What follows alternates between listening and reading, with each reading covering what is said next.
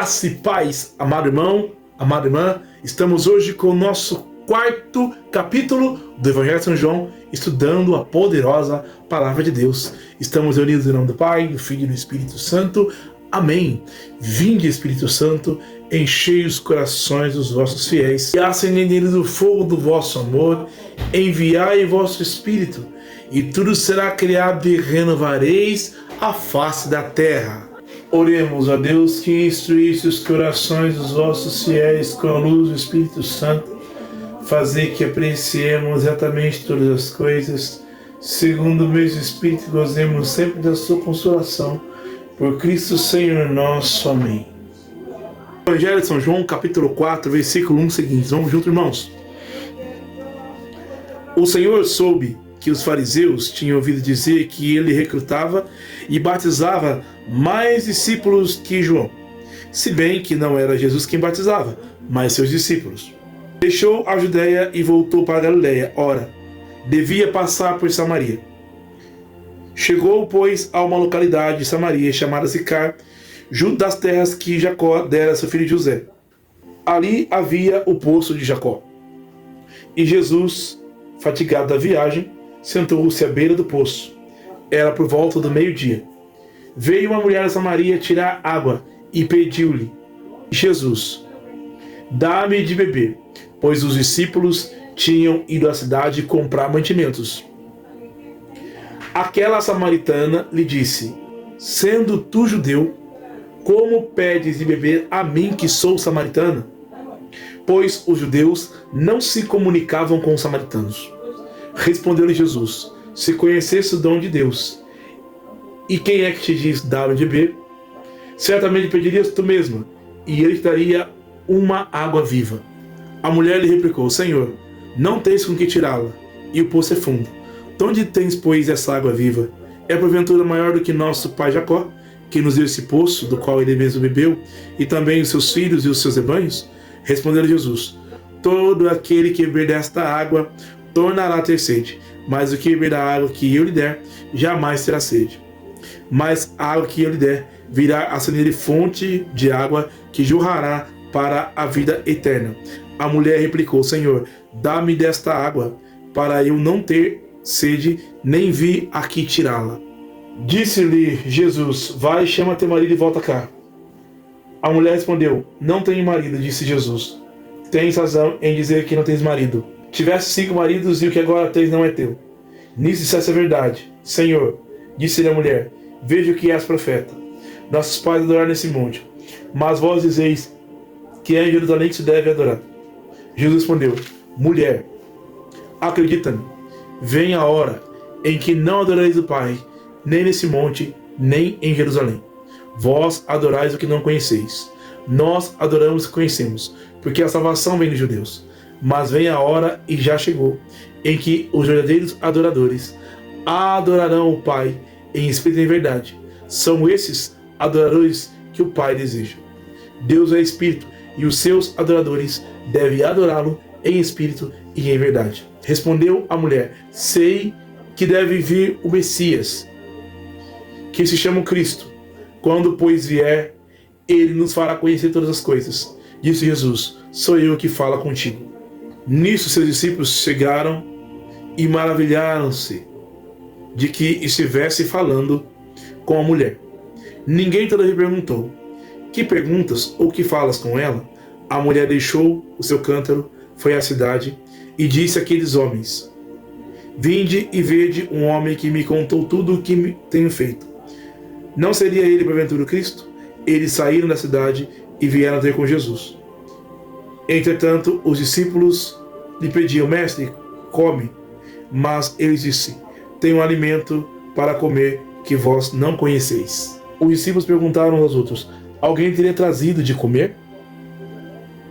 Disse-lhe Jesus: meu alimento é fazer a vontade daquele que me enviou e cumprir sua obra.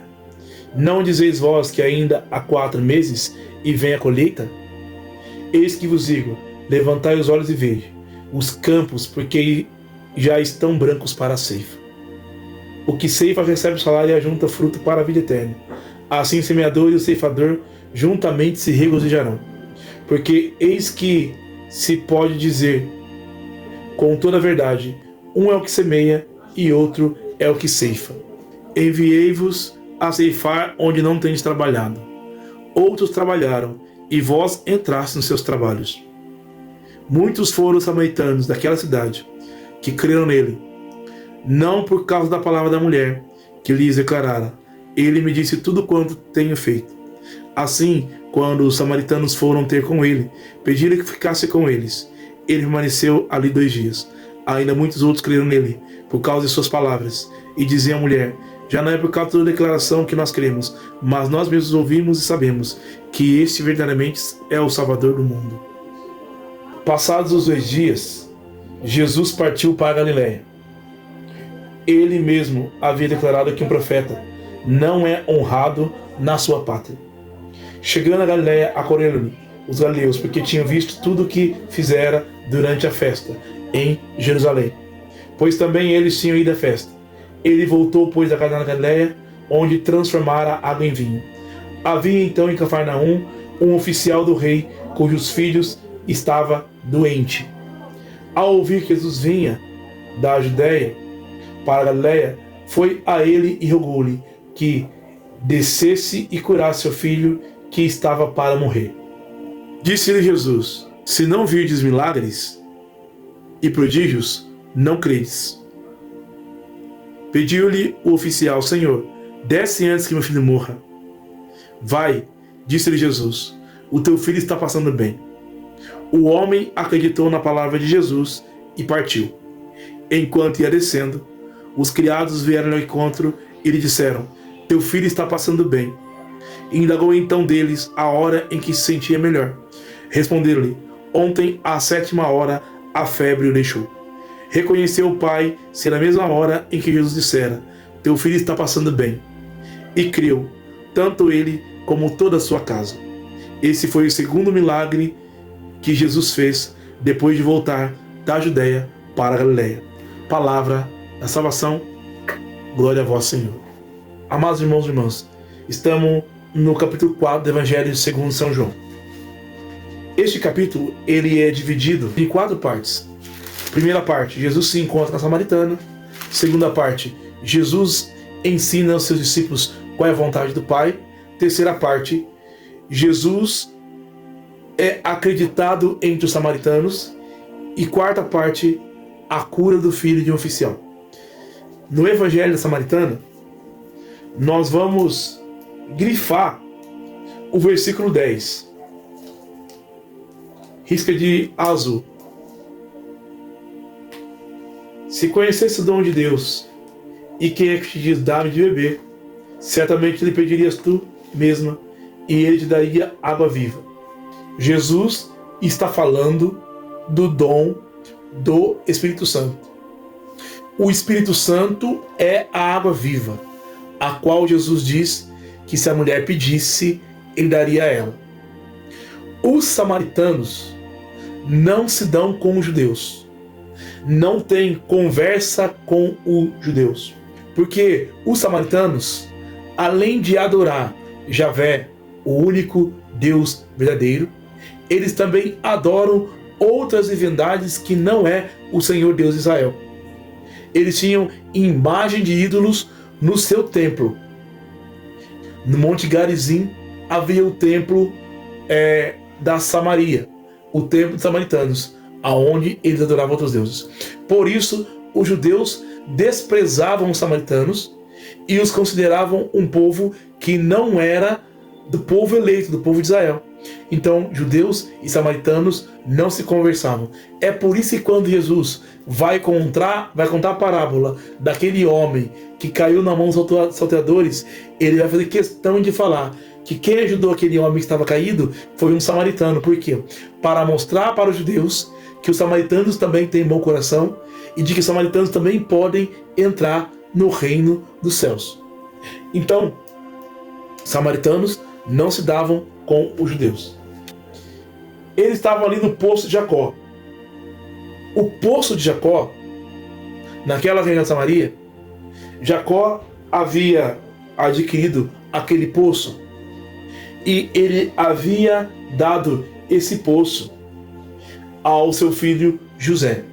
Então era um poço que os samaritanos tinham orgulho. Por quê? Porque foi o próprio Jacó quem havia dado aquele poço ao seu filho.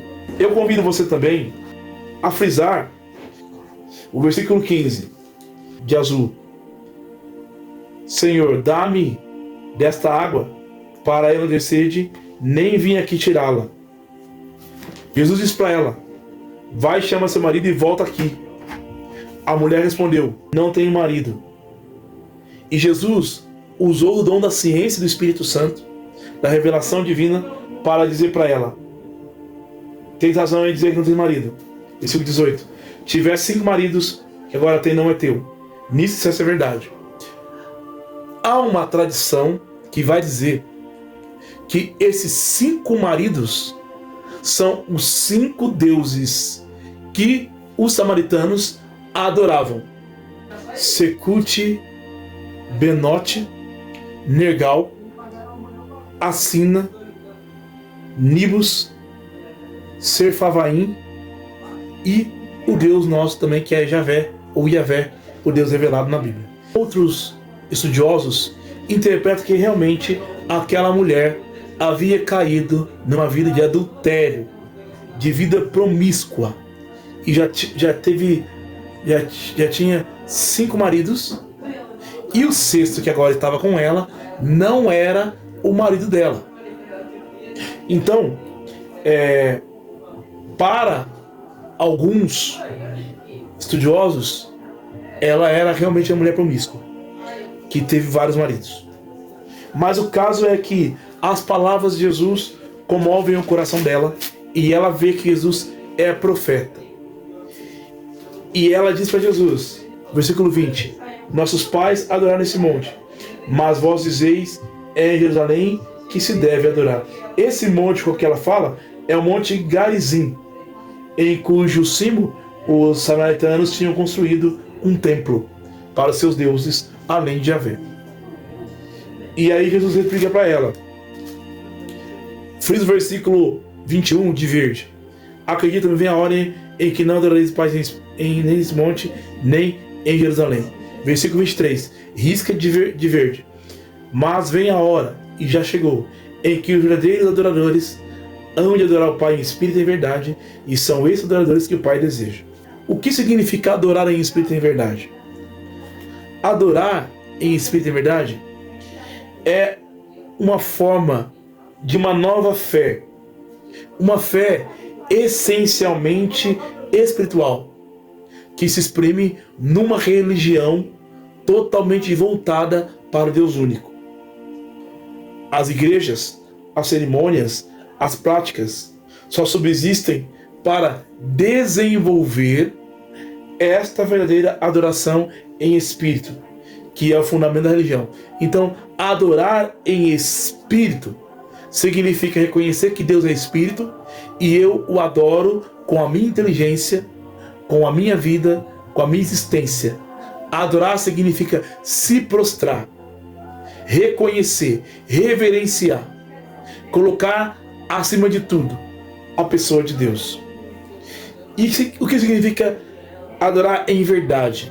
É adorar com a minha existência, com o meu viver, sem máscaras, sem hipocrisia, apresentar-me de Deus da maneira como eu sou, porque Deus me conhece por inteiro. Marca o versículo 32 com a caneta azul. Mas ele diz: tem um alimento para comer que vós não conheceis. Marca também o versículo 34. Disse Jesus: meu alimento é fazer a vontade daquele que me enviou e cumprir a sua obra. Por várias vezes na palavra de Deus, vai aparecer nos Salmos e depois também em Hebreus. Eis que venho, com prazer faço a vossa vontade, Senhor. Está lá no Salmo 39 e também está lá em Hebreus 10, versículo 9. Eis que venho, com prazer faço a vossa vontade, Senhor. Então Jesus, o alimento dele é fazer a vontade do Pai. E qual que é a vontade do Pai? A vontade do Pai é que Jesus salve toda a humanidade Deus quer que todos os homens se salvem e cheguem ao conhecimento da verdade. Está lá em Timóteo, capítulo 2, versículo 4. Deus quer que todos os homens se salvem e cheguem ao conhecimento da verdade. Então, o desejo de Deus é a salvação em Jesus Cristo, nosso Senhor. Depois nós temos também aqui uma outra coisa muito importante. Eu vou falar da evangelização aqui, né? Dos versículos 36 ao 38, né? Ao eu falar que muitos trabalharam e nós entramos no seu trabalho, e aí nós nos regozijamos, né? Porque outros semearam e nós estamos colhendo os frutos dessa semeadura. Então, significando o quê? Nós muitas vezes temos a graça de evangelizar aqueles que já receberam uma vez a semente da palavra e nós colhemos os frutos desta evangelização. É mais ou menos isso que Deus quer dizer aqui nos versículos 36 a 38. Mas, dos 39 aos 42, os samaritanos, eles vão até Jesus e eles ouvem a palavra de Jesus e creem que Jesus é o Cristo. Porque a mulher foi contar para eles de Jesus. Ela foi evangelizar os samaritanos. Ela foi dizer, olha, encontrei o Messias, o Cristo, ele me disse tudo sobre a minha vida. E eles vieram, e eles viram Jesus, e eles ouviram Jesus, e disseram, olha mulher, já não acreditamos por causa das palavras, mas acreditamos porque nós ouvimos, e sabemos que este verdadeiramente é o Salvador do mundo. Grifa aí de azul. Jesus é o Salvador do mundo. 42, versículo 42. E aí nós temos o oficial, né? A cura do filho oficial. Você vai frisar apenas um versículo. Qual versículo? Frisa o versículo 50. Vai, disse-lhe Jesus, o teu filho está passando bem. O homem acreditou na palavra de Jesus e partiu. Esse oficial não é o mesmo centurião romano, lá de Mateus 8.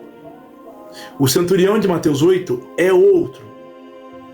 Aqui, esse oficial, ele não teve fé em Jesus. Tanto é que no versículo 48 Jesus disse, se não vides milagres e prodígios, não credes. Então ele pediu para que Jesus descesse com ele até sua casa, antes que o filho dele morresse. E aí, Jesus falou, vai, o teu filho está passando bem. O outro oficial disse, eu nem sou digno de que o Senhor entre na minha casa, mas apenas a palavra, meu filho será salvo. O centurião romano disse isso. Então aqui está diferente dos dois. O centurião romano, ele acreditou em Jesus, e na mesma hora o filho foi curado. Jesus vai dizer, não vi tamanha fé em ninguém de Israel como nesse oficial romano. Vai, seja feito de acordo com a sua fé. E aí, nós na missa dizemos o quê? Eu não sou digno de que entre na minha morada, mas em nossa palavra serei salvo. Por quê? Porque copiamos o centurião romano. Nós não copiamos a fé do oficial, porque ele não teve fé o suficiente, porque ele duvidou. Mas porque ele diz, vai, seu filho está passando bem, ele tomou posse e a graça aconteceu. Amém? Vamos orar? Senhor Jesus, te agradecemos por essa graça maravilhosa que é podermos estudar e conhecer tua palavra. Ajuda-nos, Senhor, a cada vez mais conhecermos tua palavra. Queremos, Senhor, tomar da água viva do teu Espírito, para não termos mais sede. E queremos adorar ao Pai em espírito e em verdade, para fazer a tua vontade. Renunciamos a todos os falsos deuses, para adorar unicamente ao Senhor nosso Deus. E pedimos a graça de ter uma fé suficiente para alcançarmos o Senhor tudo quanto necessitamos para a nossa vida. Bendito seja teu nome, Senhor, agora e para sempre. Em nome do Pai, do Filho, do Espírito Santo. Amém. Deus abençoe você. Fique na paz.